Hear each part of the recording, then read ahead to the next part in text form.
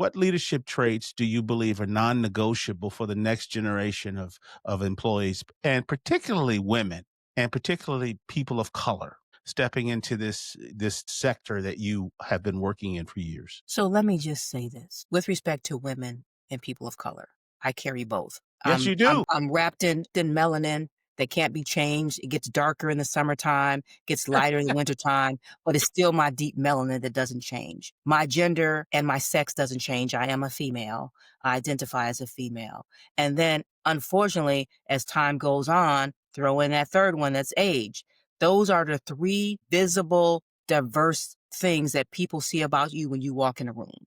They guessed Absolutely. all three. The data Absolutely. shows that. But to your question, none of that matters. It is about the person. It is about the caliber of the person, is how well that person is prepared, how well that person is trained, and how much experience that person has. And I would say the person has to be transformative.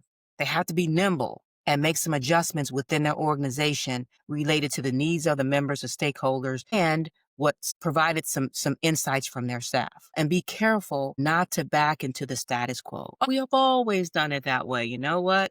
But it may not be useful today. Mhm. Mhm. Then secondly, be a servant leader.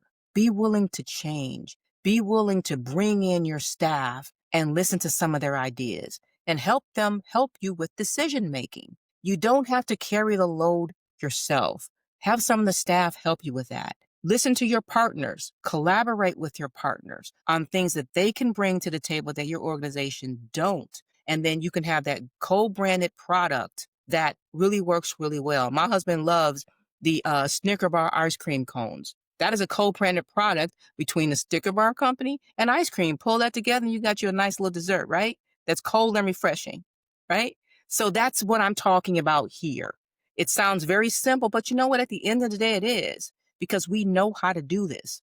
Also, don't forget your stakeholders, like your investors, those who give you funding, those who sponsor your events, those advertisers, and your board of directors are all key to doing this.